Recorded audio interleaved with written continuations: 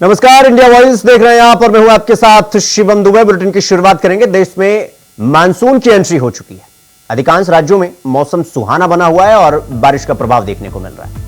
इस कारण कई जगहों पर लोगों को भारी दिक्कतों का सामना करना पड़ रहा है। ऐसे ही कुछ हालात उत्तर प्रदेश के पीलीभीत में देखने को मिल रहे हैं। दरअसल भारी बारिश और बाढ़ का जबरदस्त कहर पीलीभीत में देखने को मिल रहा है।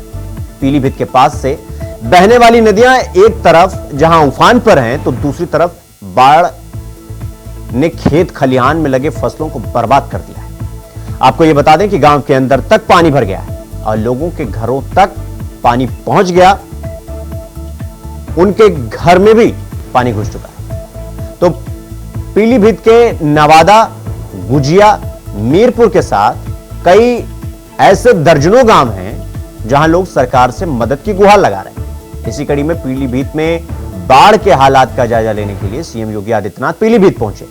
इस दौरान उन्होंने बाढ़ प्रभावित इलाकों का हवाई निरीक्षण किया। साथ ही आपको बता दें कि सीएम योगी आदित्यनाथ ने बिसलपुर तहसील पीलीभीत में बाढ़ प्रभावित क्षेत्रों का हवाई निरीक्षण किया और जरूरी कदम उठाने के आदेश भी दे दिए। आपको यह भी बता दें कि बारिश के बढ़ने के साथ ही उत्तर प्रदेश के कई ऐसे जिले होंगे जो बाढ़ की मार झेल सकते हैं।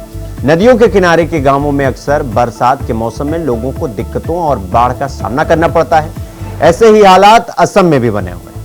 असम में बाढ़ ने जनजीवन को पूरी तरह अस्त व्यस्त करके रख दिया है।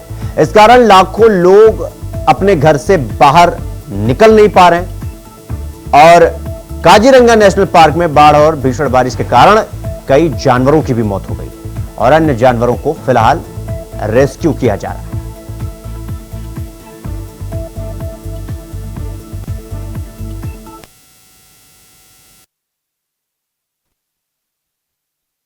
पहले मैंने सुबह पीलीभीत और इस समय लखीमपुर खीरी का हम लोग सर्वे करते थे, बाढ़ प्रभावित क्षेत्रों का निरीक्षण करते थे। मैं यहां पर आपके बीच में आया हूं। 133 गांव जुलाई मास के प्रथम सप्ताह में ही आई इस अतिवृष्टि के कारण बाढ़ की चपेट में है। हजारों हेक्टेयर भूमि जो खेती की फसल की भूमि है, वह फसल उससे प्रभावित हुई है। बाढ़ से बचाव के लिए जनप्रतिनिधिगण और स्थानीय प्रशासन यहां पर अभी से पूरी तैयारी के साथ लगा हुआ है। आपने शारदा बैराज के पास और अन्य क्षेत्रों में भी देखा होगा कि समय पर बाढ़ बचाव के उपाय करने के कारण बहुत सारी जगह में अचानक आई इस बाढ़ के कारण जनधन की बड़ी हानि को रोकने में मदद मिली। आपके जो विधायकगण हैं, जनप्रतिनिधिगण हैं, इनके द्वारा जो प्रयास समय पे किया गया था, आज उसका परिणाम है कि एक बड़ी आबादी को हम लोगों ने इससे बचाने में मदद की। लेकिन नेपाल और उत्तराखंड से काफी बड़े पैमाने पर पानी छोड़ने के कारण नदी में जलस्तर काफी वृद्धि हो गई थी, जिसके कारण जुलाई के प्रथम सप्ताह में ही बाढ़ की इस विभीषिका से जूझना पड़ रहा है। बचाव के लिए हम लोगों ने एनडीआरएफ, एसडीआरएफ, पीएससी की फ्लड यूनिट, इन सबको तो लगाया ही है। स्थानीय गोताखोर भी हैं। हर ग्राम पंचायत में नौकाओं की व्यवस्था के लिए भी कहा गया है। बाढ़ चौकियां भी यहां पर 38 बाढ़ चौकियां भी स्थापित की गई हैं। बाढ़ से 12 जनपद वर्तमान में प्रदेश के प्रभावित हैं और इन 12 जनपदों में राहत और बचाव के कार्य युद्ध स्तर पर चलाए जा रहे हैं। और मैं आज स्वयं भी पीलीभीत और लखीमपुर जनपद का दौरा करने के लिए आया हूं। जनपद लखीमपुर में लगभग 1 लाख की आबादी बाढ़ से प्रभावित है। और इसमें हम लोगों ने यहां पर अभी तक यद्यपि कोई जनहानि और धनहानि हुई है, लेकिन जनहानि नहीं हुई है, पशुहानि नहीं होने के समाचार अभी देखने को मिले हैं। लेकिन साथ साथ प्रशासन को पहले से इस बात की हिदायत दी गई है कि इस सीजन में बरसात में जल जमाव के कारण सांप के काटने से, बिच्छू के काटने से या जंगली जानवरों के काटने की शिकायतें आती हैं। इसके लिए एंटी स्नेक वेनम यानी सांप के काटने का इंजेक्शन और कुत्तों के काटने या जंगली जानवरों के काटने पर एंटी रेबीज का जो वैक्सीन होता है, ये सीएससी स्तर पर उपलब्ध करवाने की व्यवस्था हो।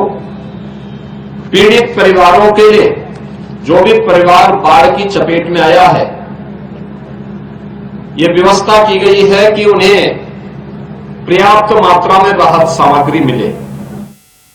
उत्तर प्रदेश के मुख्यमंत्री योगी आदित्यनाथ लखनऊ के लोक भवन में 7,720 लेखपालों को नियुक्ति पत्र वितरण किया। उन्होंने इस दौरान सीएम योगी ने कहा कि मुख्यमंत्री योगी आदित्यनाथ ने यह कहा कि 2022 की राजस्व विभाग के द्वारा भर्तियों को अधीनस्थ सेवा चयन आयोग ने पूरा कर लिया है।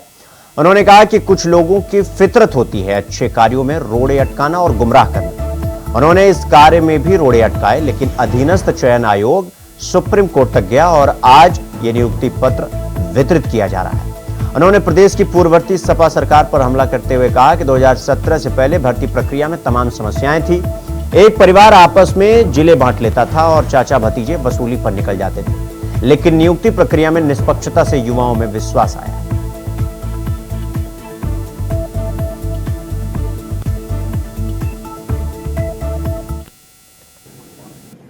कुछ लोगों की फितरत होती है हर अच्छे कार्य में रोड़ा अटकाना, अफवाह पैदा करना, गुमराह करना और कहीं ना कहीं नवचयनित लेखपालों के नियुक्ति पत्र वितरण में भी इस प्रकार के रोड़े अटकाने के प्रयास हुए। लेकिन राजस्व विभाग और अधीनस्थ सेवा चयन आयोग इसके लिए लड़ा और अंततः सुप्रीम कोर्ट से भी फैसला अपने पक्ष में करके आज 7,720 नवचयनित युवाओं को उनकी आकांक्षा के अनुरूप यह नियुक्ति पत्र आज प्रदान हो रहा है। इसके लिए मैं आप सबको बधाई देता हूं।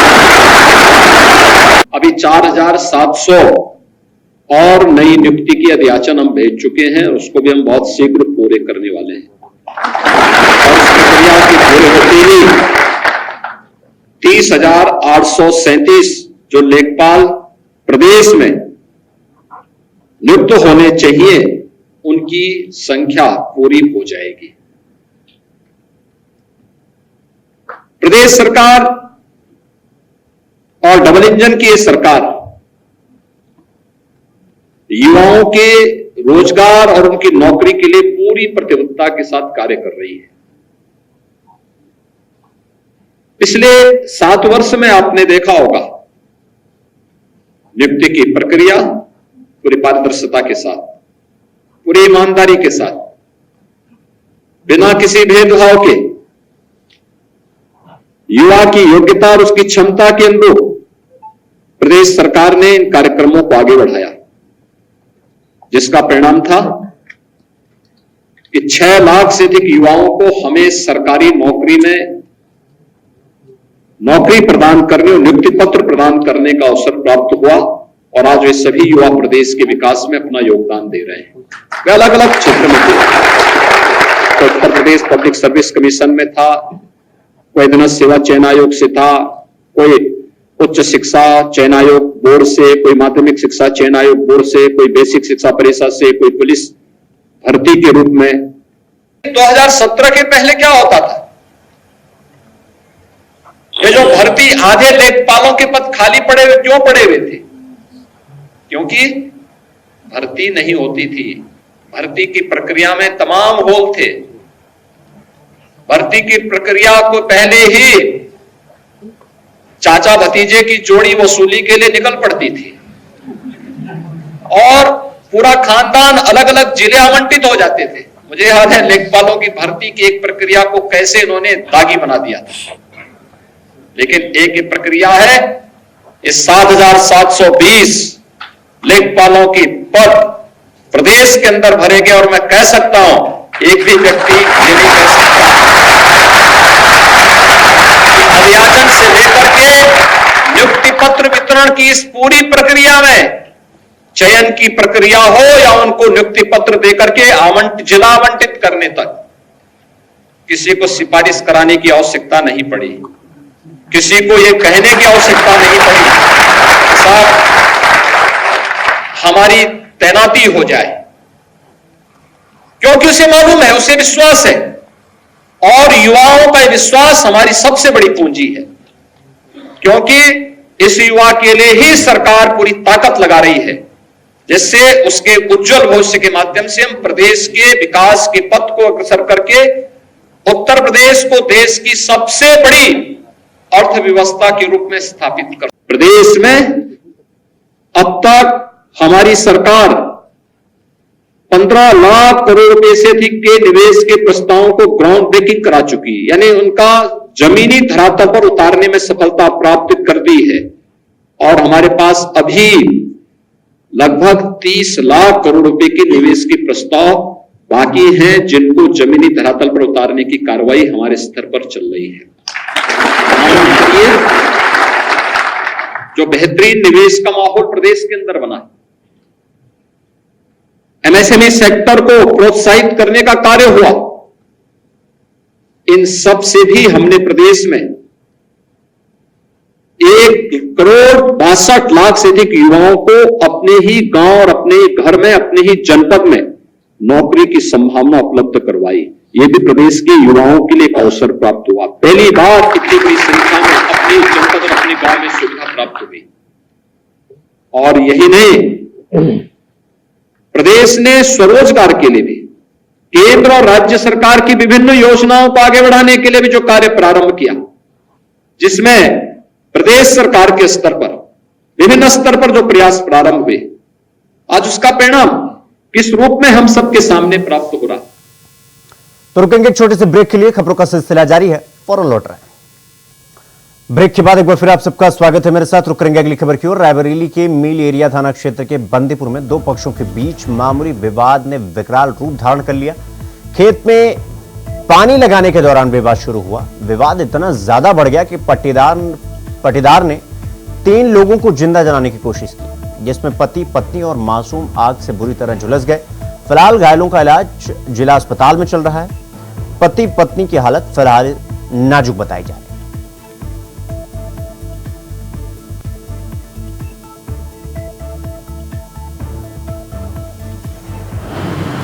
एक प्रीति, राम आवाज और दीपांशु नाम के 3 केस आया, बर्न इंजरी है, जो कि 108 एम्बुलेंस द्वारा लाया गया है। ये बंदीपुर थाना मील एरिया का रहने वाला है, जो कि रायबरेली पड़ता है। बाकी जो इसमें हस्बैंड वाइफ दोनों थे, करीब 80% के आसपास बर्न इंजरी थे, काफी सीरियस थे। बच्चे का एक दाहिने हाथ में केवल सुपरफिशियल बर्न था। तीनों को एडमिट कर दिया गया, तीनों ट्रीटमेंट चालू है।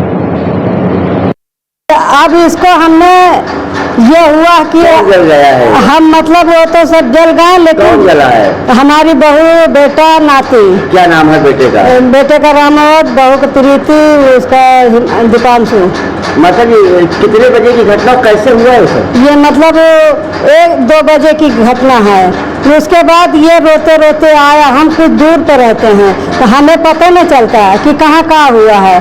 तो जो है ये आए तो कहे अम्मा हमें बचा लियो, अम्मा बचा लियो। जो हम मतलब उनसे कहा कौन आवा, तो खोली न, तो उसके बाद देखा गया तो ये पड़ा, इतना जरा भूंजा पड़ा है। तो वहीं उत्तर प्रदेश के फतेहपुर में एक युवक को सांप ने 6ठी बार काटी। 1.5 महीने के अंदर सांप ने उसे 6वीं बार डस लिया है। लेकिन हैरान करने वाली बात तो यह है कि हर बार सांप के काटने के बाद युवक बच भी जाता है। सांप से बचने के लिए युवक अपने मौसी के यहां गया, फिर चाचा के यहां गया, लेकिन सांप ने उसका पीछा नहीं छोड़ा। बार बार सांप ने युवक को निशाना बनाया। इस घटना से युवक के परिजन समेत पूरे इलाके में दहशत का माहौल बन गया है। यहां तक कि उसका इलाज करने वाला डॉक्टर भी अचंभे में है।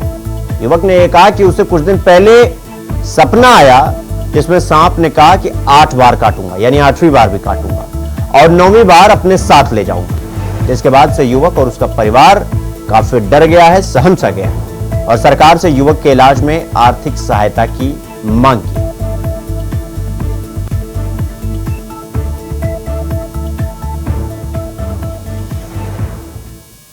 हुआ है 34 दिन में मुझे 6 बार सांप ने काटा हुआ है। जब सांप काटता है तो हमें पहले से आभास हो जाता है कि आज हमें सांप काटने वाला है। अपने घर में सबको बता देते हैं कि आज के दिन हमें सांप काटेगा। इसके बाद में हमें इस महीने में 34 दिन में 6 बार सांप काट चुका है।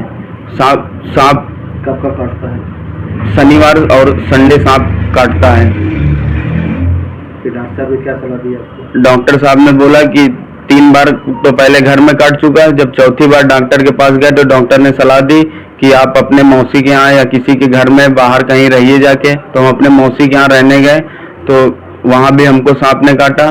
फिर इसके बाद हम अपने घर में आके रहने लगे। फिर यहाँ भी एक बार चाचा के यहाँ फिर सांप ने फिर लास्ट बार बाइट सांप ने चाचा के यहाँ काटा है।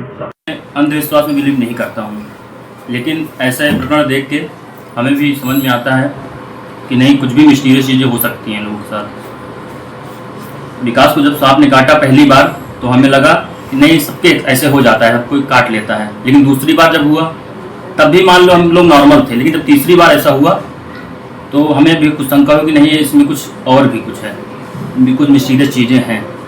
उसके बाद में डॉक्टर भी, बाबा, हकीम, सबके पास ले जाया गया, लेकिन कोई आराम नहीं मिला। हम यही गुजारिश करना चाहेंगे कि इसके घर में भी आर्थिक मदद की जाए सरकार द्वारा।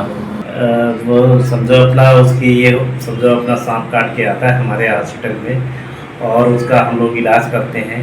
इलाज करने के दौरान 24 से 48 घंटे के बीच में वो ठीक होकर के वापस चला जाता है। अभी तक तो कोई उसकी ऐसी दुर्घटना नहीं हुई, ना कोई समझो जान जोखिम हुआ है। ठीक होता है। एंटी स्नेक वेनम जो सांप के काटने की दवाएं होती है, इमरजेंसी दवाओं से हम लोग ठीक करते हैं और ठीक करने के बाद मरीज घर चला जाता है, वापस जाता है, ठीक रहता है। फिर उसको अंदेशा रहता है कि मुझे शनिवार को ही सांप काटेगा, तो शनिवार वो चिंतित रहता है, उसको लोग घेरे रहते हैं, तो समझो अपना उस तरीके से, लेकिन फिर भी उसको काट के समझो अपना निकल जाता है। तो खबरों में आगे बढ़ेंगे। हरदोई में सांडी थाना क्षेत्र के एक गांव में घर से गांव जा रहे एक ड्राइवर को अज्ञात हमलावरों ने गोली मार दी। दिन दहाड़े हुई इस वारदात के बाद इलाके में हड़कंप मच गया। स्थानीय लोगों की सूचना के बाद परिजनों ने घायल को आनंद फानंद में सामुदायिक स्वास्थ्य केंद्र में भर्ती कराया, जहां उसे गंभीर हालत में मेडिकल कॉलेज रेफर कर दिया गया। पुलिस पूरे मामले की तफ्तीश में जुटी हुई है। परिजनों ने इस पूरे मामले का संबंध पुराने जमीन विवाद से जुड़ा होना बताया।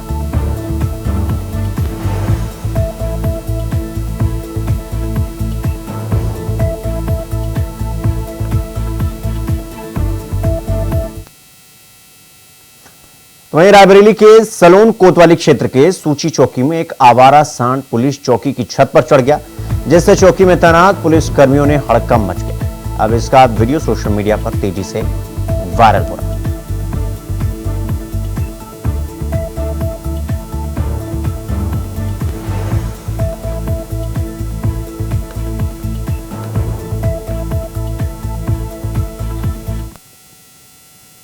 वहीं उद्योगपति मुकेश अंबानी के बेटे अनंत अंबानी 12 जुलाई को शादी के बंधन में बंधने जा रहे हैं। शादी समारोह को यादगार बनाने के लिए महीनों से विशेष तैयारियां की जा रही हैं। साथ ही राजनीतिक और फिल्मी जगत की नामचीन हस्तियों को न्योता दिया जा रहा है। इसके अलावा शादी समारोह को सफल बनाने के लिए देश के धार्मिक स्थलों के प्रतिष्ठित मंदिरों में भी कार्ड भेजकर ठाकुर जी को न्योता दिया जा रहा है। और इसी क्रम में गुरुवार को समारोह को सफल बनाने में जुटी आयोजकों की टीम वृंदावन के जग प्रसिद्ध श्री बांके बिहारी मंदिर और ठाकुर जी के प्राकट्यकर्ता स्वामी हरिदार जी की साधना स्थली टटिया स्थान पहुंची, जहां सबसे पहले आयोजकों द्वारा मंदिर सेवारत गोपी गोस्वामी के सानिध्य में विधि विधान पूर्वक पूजन अर्चन कर ठाकुर जी के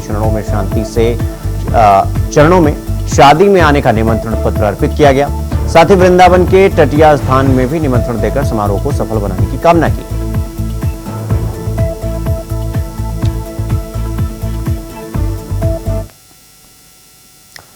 तो खबरों में आगे बढ़ेंगे। हमीरपुर के अरतरा गांव में प्राइमरी स्कूल में शिक्षा मित्र के पति की धारदार हथियार से हत्या कर दी गई। आज सुबह सुबह स्कूल परिसर में शव मिलने से गांव में हड़कंप मचा। मामले की सूचना पर पुलिस और फॉरेंसिक टीम मौके पर पहुंची और जांच पड़ताल करने में जुट गई।